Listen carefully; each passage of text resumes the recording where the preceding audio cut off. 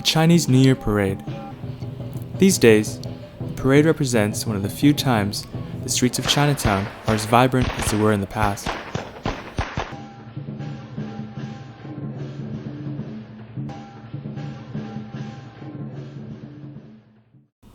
Today's Chinatown lacks the spirit and sense of community of years past.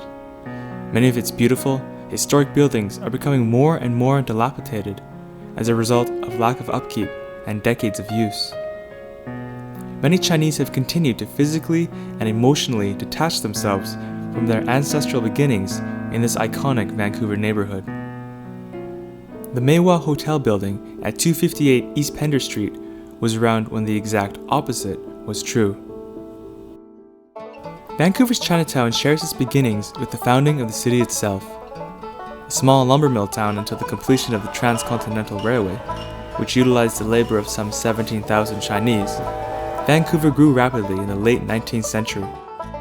With the railroad complete and Chinese immigration continuing, despite the passing of the racially motivated head tax in 1885, the demand for rooming houses soared. Many of the young men who made up the Chinese labor force continued to work in industries such as fishing and logging, in addition to clearing the land. The Meiwa Hotel, built in 1913 and originally called the Loyal Hotel, was the largest rooming house in Chinatown. Rooming houses such as these, which were located in the heart of the Chinese community, provided affordable accommodation to workers in a place where they could shop, socialize, send money back to China, and rest. Significantly, spaces like these also both provided and created a sense of security and social support. They were a home away from home for the countless Chinese workers who, over the past 100 years, helped to build British Columbia into what we see today. While the living spaces were cramped and sometimes below city standards, this proximity undoubtedly played a role in community building. The sounds and smells of dinner cooking in one of the communal kitchens, perhaps a lineup for the washroom. Much is owed to the Chinese pioneers who overcame prejudice, poverty, and squalor to carve out their own small niche. Just down the street from the Loyal Hotel was the Yue Shan Company building, which had been built by one such pioneer, a man named Yip Sang. One of the oldest buildings in Vancouver and the oldest in Chinatown today, the Yue Shan Company building was built over 100 years ago in 1889. The building went through several upgrades and additions over the next 23 years, reflecting the expansion of commerce and wealth for elite Chinese merchants. Yip Sang had 4 wives and 23 children, his family growing as rapidly as his business at the turn of the century. He was an example of the first generation of Chinatown merchant elites. Without significant wealth or education, men like Yip Sang nevertheless amassed considerable fortunes. In addition to constructing buildings and employing Chinese workers, these men became leaders in the community, helping to establish social service organizations such as the Chinese Benevolent Association. Throughout the beginning of the 20th century, the Chinese community in Vancouver continued to grow, despite a now extraordinarily costly head tax of $500. Between 1911 and 1923, Vancouver's Chinese population grew to 6,500. Chinatown was now firmly established, many of its buildings and stores now being made of brick.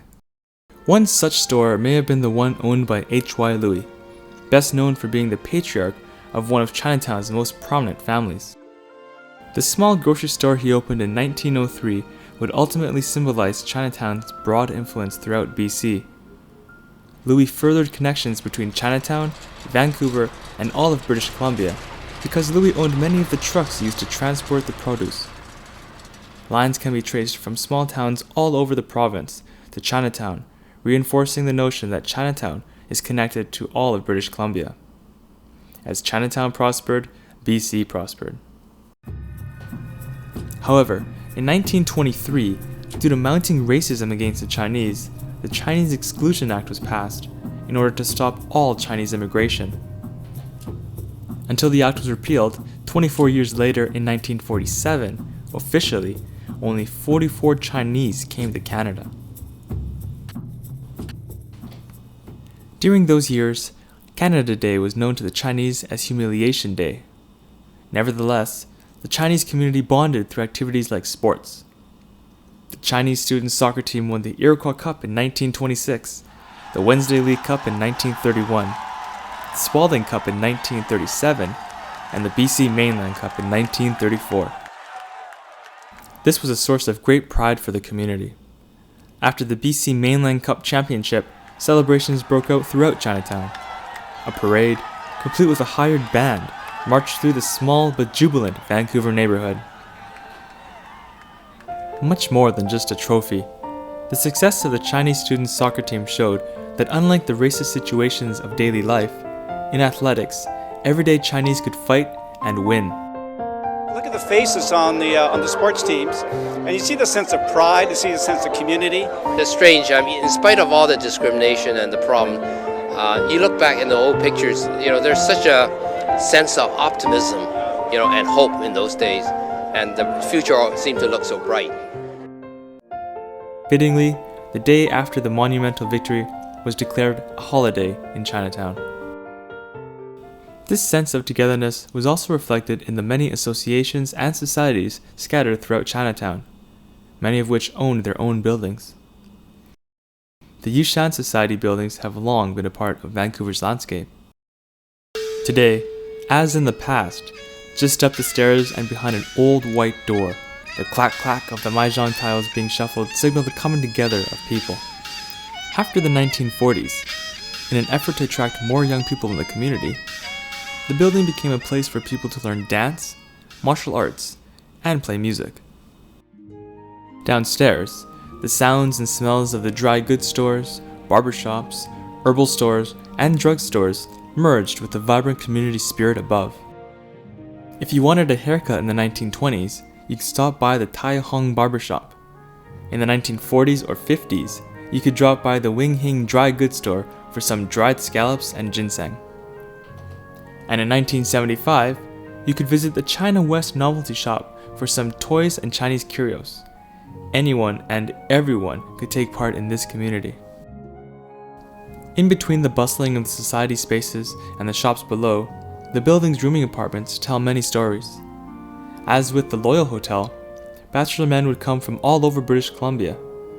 Even today, people still rent out these rooms. But they aren't just bachelor men anymore. People from all ethnicities and walks of life are now part of the community, created within the space of the Yue Shan building and countless others like it. Chinatown associations and societies like these would also engage in grassroots community work and philanthropy. The principle of helping and supporting one another has a long history in Chinatown. Individuals would also be active in such activities. People like Bick Lee. He was very generous to the public, and he contributed significant pieces of property for community purposes, like fairly large lots that he donated to the Chinese public school. Many other individuals and organizations also participated in similar activities, and to this day, Chinatown remains a hub for social services and charitable groups. In addition to being a place for the exchanging of people's ideas, services, and abilities, Chinatown became a site for the whole of Vancouver to congregate and stand up for their city. In 1957, the city of Vancouver announced plans to demolish large parts of Chinatown and Strathcona, in a plan they called urban renewal. With the demolition of the surrounding areas having already commenced, the Strathcona Property Owners and Tenants Association was formed in order to stop the city's plans. Support was garnered as a result of the efforts of people like Mary Lee Chan, who canvassed door to door and helped to organize fundraising banquets. However, this was not enough. In the summer of 1967, the efforts intensified and much of Vancouver banded together against the proposed demolition. In 1968, the city cancelled its plans.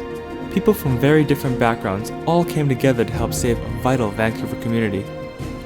Chinatown was more than just an ethnic enclave, and in 1971 was designated a historical district. As the people of Vancouver were working together to save Chinatown, The 1960s and 1970s heralded a change in Chinatown's demographics and population. Chinese Canadians were moving out of the neighborhood.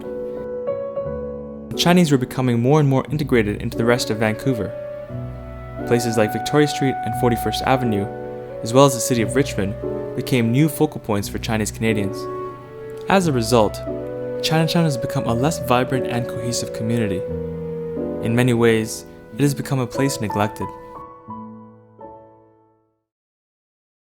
Over the past 100 years, Vancouver's Chinatown has gone from several wooden shacks in a row to one of the most historically important districts in the city. Its tumultuous past has produced a diverse and vibrant community. In the face of extreme racism and prejudice, the Chinese community banded together to write a history all British Columbians can be proud of today. From no more than 15 humble and often defamed city blocks in Vancouver's East End came some of British Columbia and Canada's most celebrated citizens. The first Chinese Canadian doctor, lawyer, member of parliament, and broadcaster, several university chancellors and Order of Canada recipients, as well as numerous philanthropists and successful businesspeople. But surrounding these important figures is the community from which they and their ancestors came.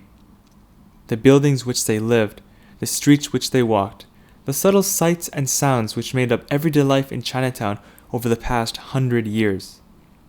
51 East Pender, 531 Carroll, 258 East Pender, 8 West Pender. Buildings such as these tell of a heritage that today can be traced to and from Chinatown, a heritage which touches British Columbians from every background all over the province. What tales will they tell in the future?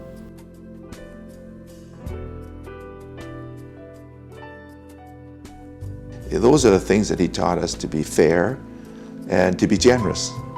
So we sort of ingrained in our minds that, and help the community. If you're successful, help the community. And I think we're all trying to do that as children. Yeah.